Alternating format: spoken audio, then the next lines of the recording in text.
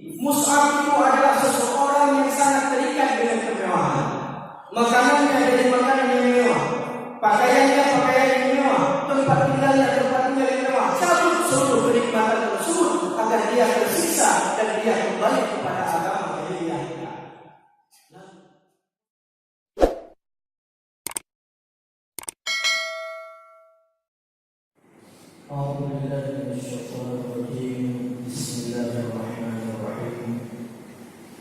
Assalamualaikum warahmatullahi wabarakatuh. Alhamdulillah rabbil alamin. Wa bihi nasta'in ala umuri dunya wad din wa ala alihi wa sahbihi ajma'in. Amma ba'd. Qala Allah ta'ala fi kitabihil karim. A'udzu billahi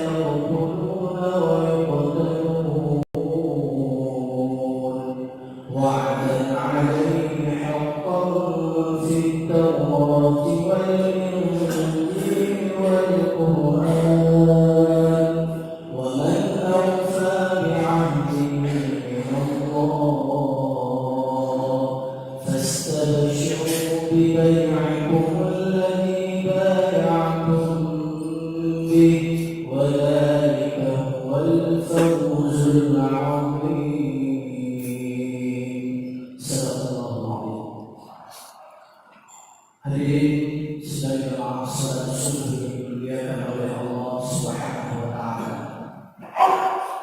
Terkadang kemewahan dan kenikmatan dunia yang diikuti dengan kesombongan menjadi penghalang daripada hidayah Allah Subhanahu wa taala.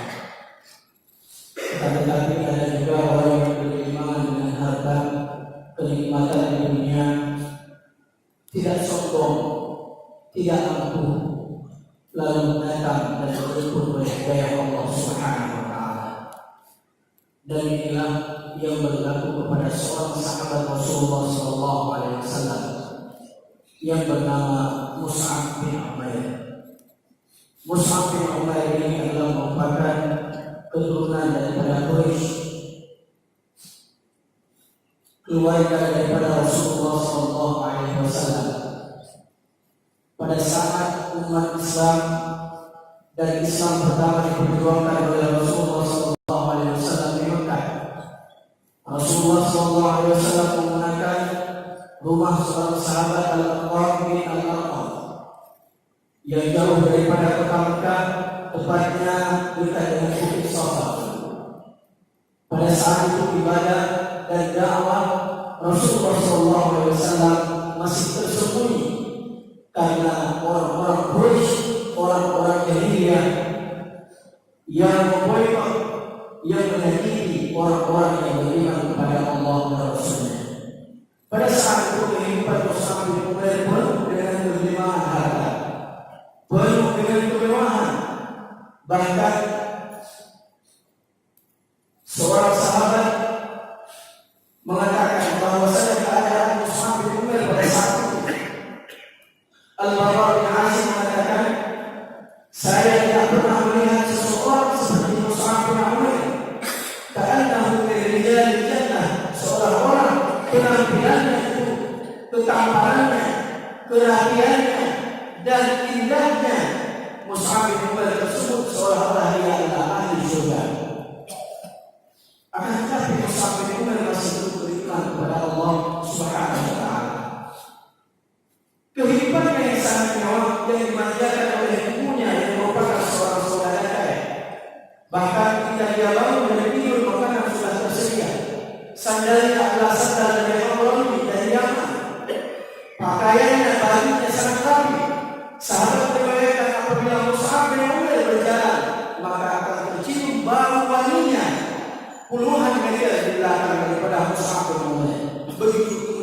begitu mewah, begitu berlimpahan harta Mus'ab bin Umair. Akan tetapi Mus'ab bin Umair tidak angkuh dan sombong, sehingga ketika dia berjumpa dengan Rasulullah Muhammad SAW, dia beriman kepada Allah dan Rasulnya.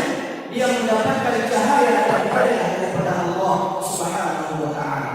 Terus terang, terkadang yang membuat orang itu tidak beriman, yang membuat seseorang itu maksiat kepada Allah, yang tidak mendapatkan hidayah Allah adalah kesombongan. Buktinya, pemuka-pemuka jahiliyah, tokoh-tokoh Quraisy, mereka sudah percaya kepada Muhammad bahkan sebelum kenabiannya. Dia digelar dengan Al-Amin. Apa yang dikatakan oleh Muhammad?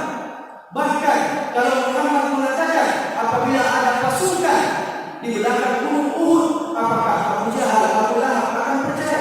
Mereka mengatakan kami akan percaya. Begitu aminnya Nabi Muhammad SAW. Akan tetapi kesombongan, keangkuhan yang membuat hidayah Allah itu berhijab daripada hati mereka. Mus'ab bin Umair setelah beriman kepada Allah dan Rasulnya, yang merupakan tidak jauh usianya dengan Rasulullah, lebih muda 14 tahun daripada Rasulullah SAW. Kalau Rasulullah SAW lahir tahun 571 dulu, 571 Masehi, sedangkan dia lahir 584 Masehi. Tidak jauh. Setelah dia beriman, dia adalah orang yang sangat taat, orang yang selalu datang di dalam majlis Rasulullah SAW, dan dia adalah orang di antara salah satu sahabat yang sangat cerdas, sehingga Rasulullah SAW mengutusnya untuk berdakwah ke Yatsrib, ke Madinah. Pada saat itu beliau berdakwah, beliau berjuang di jalan Allah, dan beliau diboikot oleh keluarganya. Beliau meninggalkan seluruh kemewahan dunia. Bahkan ketika ibunya mengetahui bahwasanya Mus'ab bin Umair sudah masuk ke dalam agama Islam, sudah percaya terhadap agama yang dibawa oleh Muhammad, pada saat itu ibunya saking marah, ibunya saking kesal terhadap Mus'ab bin Umair, dia mengatakan, aku tidak akan makan, aku tidak akan tidur di dalam rumah, aku akan berdiri di tengah teriknya matahari sehingga aku mati, supaya Mus'ab bin Umair, seorang yang sangat sayang terhadap ibunya, ini keluar daripada ajaran Muhammad SAW. Akan tetapi kakak daripada Mus'ab bin Umair, Ibnu Aziz bin Umair, mengatakan kepada ibunya yang masih di dalam agama jahiliyah, wahai ibu, jangan kau menyakiti dirimu sendiri. Mus'ab itu adalah seseorang yang sangat terikat dengan kemewahan. Makanannya dari makanan yang mewah, pakaiannya pakaian yang mewah, tempat tinggalnya tempat tinggal yang mewah. Seluruh kenikmatan tersebut agar dia tersiksa dan dia kembali kepada agama jahiliyah. Lalu Mus'ab bin Umair diboikot oleh keluarganya. Dia ditangkap dan dibunuh. Sebelumnya dia adalah orang yang sangat tampan dan sangat mirip dengan Rasulullah Muhammad SAW. Ketika dia disiksa, badannya itu sangat kurus, dan bahkan ibunya yang dulu lembut dan santun terhadap Mus'ab bin Umair, dia menyiksa fisik daripada Mus'ab bin Umair hingga kulitnya itu pecah dan kering, dan dia merupakan orang yang sangat kurus. Diriwayatkan daripada Zubair bin Awam dan Ali bin Abi Thalib, ketika Rasulullah SAW berada di masjid Kuba, lalu datang Mus'ab bin Umair yang dulu dia adalah seorang yang sangat mewah kehidupannya. Dia datang setelah dia Islam dengan sehelai burdah yang sangat kasar, sehelai pakaian yang sangat kasar.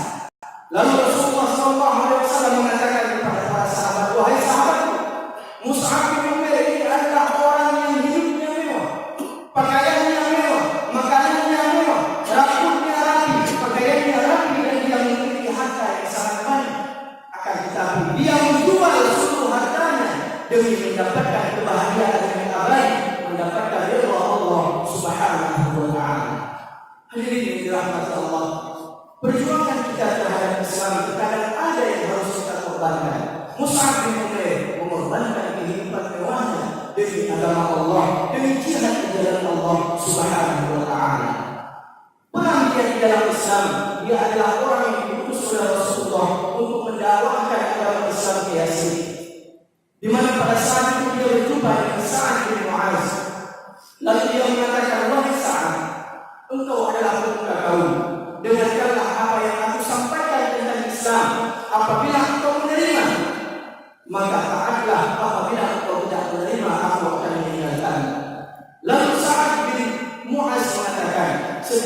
Islam yang mengatakan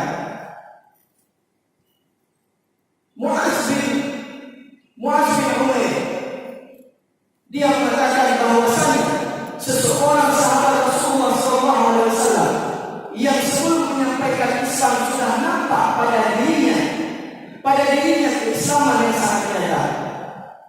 Seseorang yang sangat cerdas di dalam Islam ketika dia berdakwah, sehingga Sa'ad bin Mu'az yang merupakan suku pada saat itu, yaitu suku Abdul Asal, Ibnu Abdul Asal, dia mengatakan, wahai kaumku, apakah kalian beriman kepada Allah Subhanahu wa taala? Mereka mengatakan tidak. Akan tetapi aku pada hari ini sudah beriman kepada Allah dan Rasul-Nya. Kalau kalian menganggapku sebagai pemuka dan kepala suku kalian, maka haram bagi kalian untuk berbicara denganku kecuali kalian sudah menerima agama Allah. Sehingga seluruh suku Ibnu Abdul Asal beriman kepada Allah dan Rasul-Nya. Ini adalah sebuah perjuangan dari seorang sahabat Rasulullah Sallallahu Alaihi Wasallam. Hadirin dirahmati Allah. Terkadang memang perjuangan kita di jalan Allah ini begitu banyak rintangan demi mendapatkan kebahagiaan di akhirat dengan mengorbankan kehidupan dunia.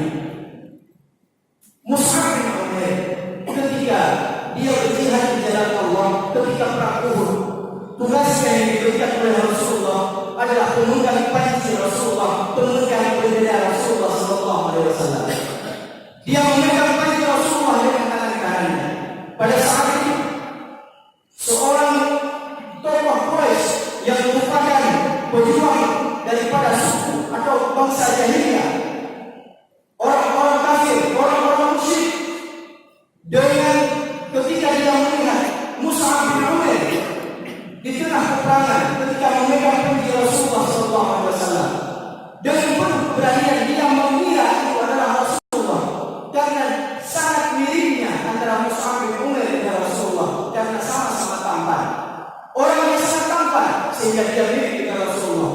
Lalu orang tersebut datang dan memenggal tangan kanan yang memegang panji Rasulullah, sehingga tangan Mus'ab bin Umair sebelah kanan itu jatuh dan terpotong dan putus. Lalu dia mengatakan dan membaca ayat Al-Quran, wa ma Muhammadun illa rasulun qad khalat min qablihi rusul.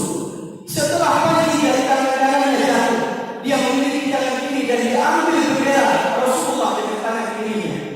Lalu orang tersebut datang lagi dan menebas tangan kiri daripada sahabat Rasulullah ini. Kemudian tangan kirinya putus, dia tidak tahu memegang dengan apa hingga dia dekat dengan dadanya, dan dia syahid ketika anak panah menembus dadanya. Ketika itu dia kembali kepada Allah di usia yang sangat muda, berjuang bersama Rasulullah Sallallahu Alaihi Wasallam, usianya 40 tahun.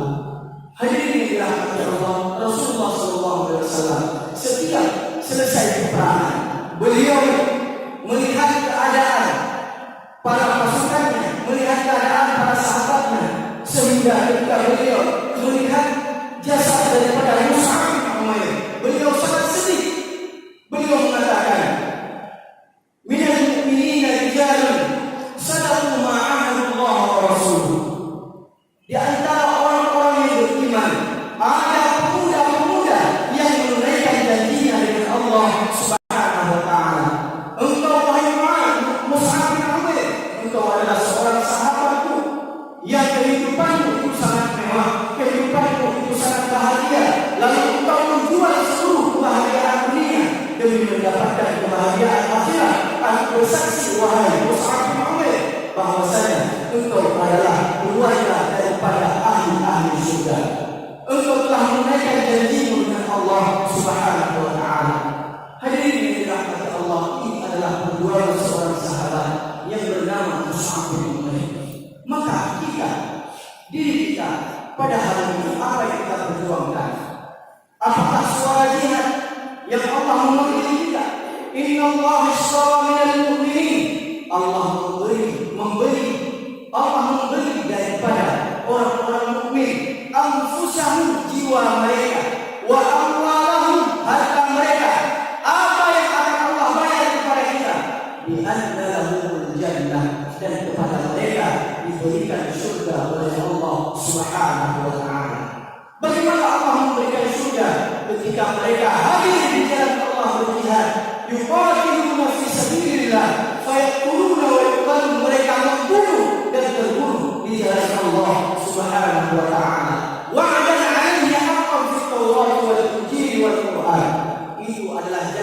Allah, yang ada di dalam Injil, yang ada di dalam Taurat, yang ada di dalam Al-Quran.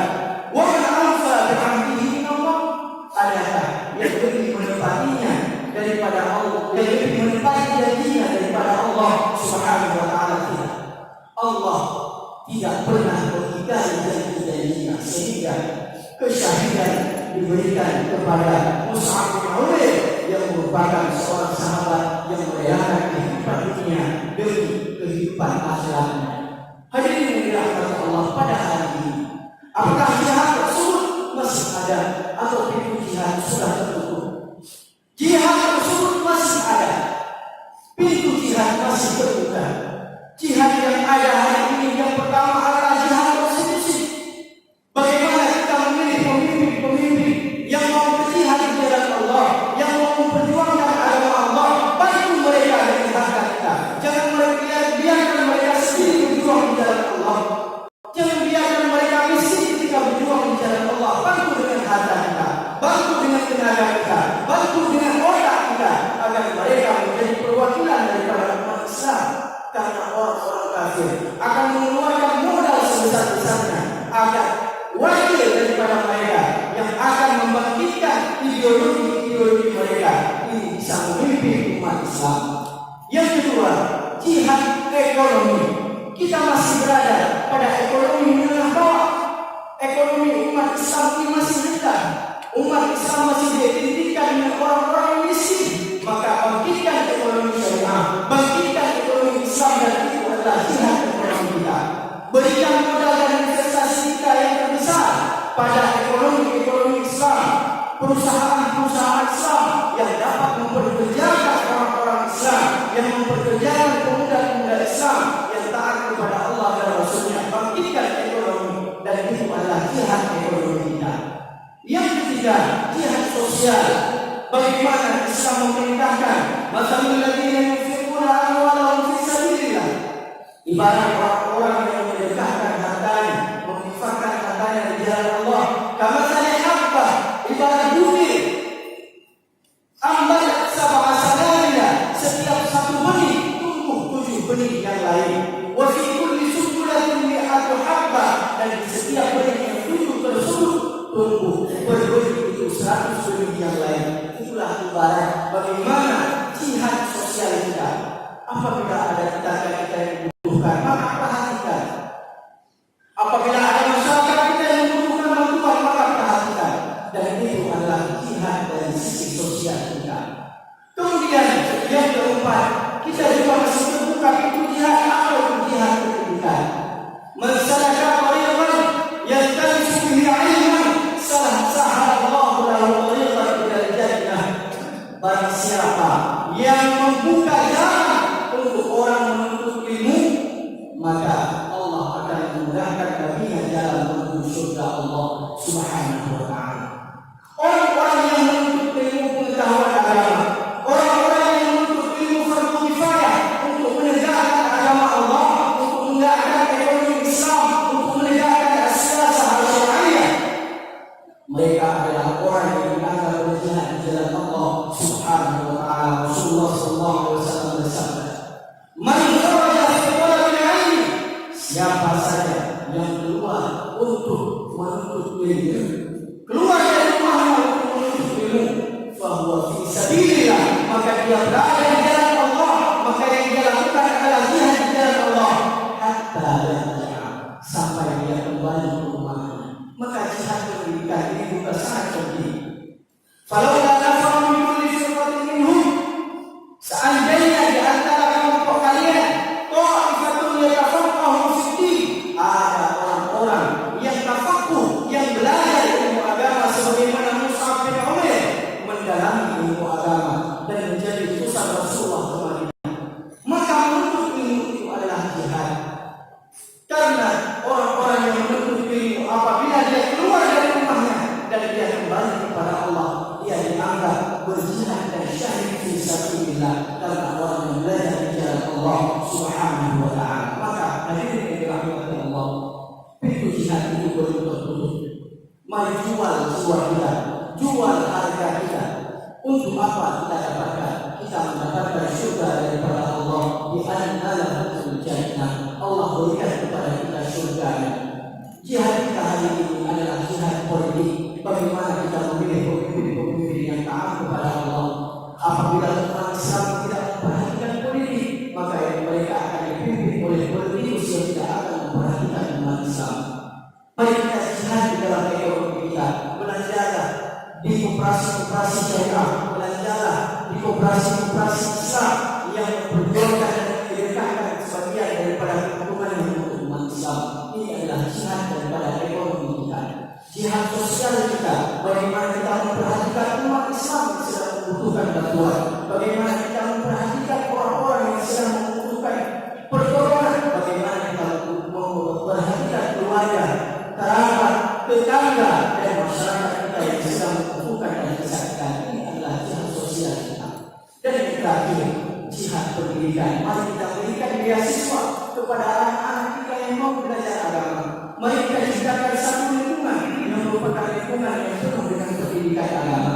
Ajarkan anak-anak kita agama, ajarkan kepada mereka tauhid, ajarkan kepada mereka fikih, ajarkan kepada mereka tasawuf, ajarkan kepada mereka ilmu fardhu kifayah, sehingga kalau mereka kembali, mereka yunziru qaumahum idza raja'u ilaihi, mereka mengingatkan masyarakat, mereka mengingatkan keluarga mereka ketika mereka kembali ke tempat mereka masing-masing. Mudah-mudahan kita dapat selalu dan senantiasa berjihad di jalan Allah, memperjuangkan agama Allah, karena Allah mengatakan wa dzalika huwal fawzul 'adzim, dan ini adalah kemenangan yang sangat besar yang diberikan oleh Allah. Fastabshiru bi bai'ikum alladzi bay'atum bi, maka kita harus berbangga jual beli kita dengan Allah, yaitu jiwa dan harta kita sudah dibeli oleh Allah yang dibayar tunai dengan surga.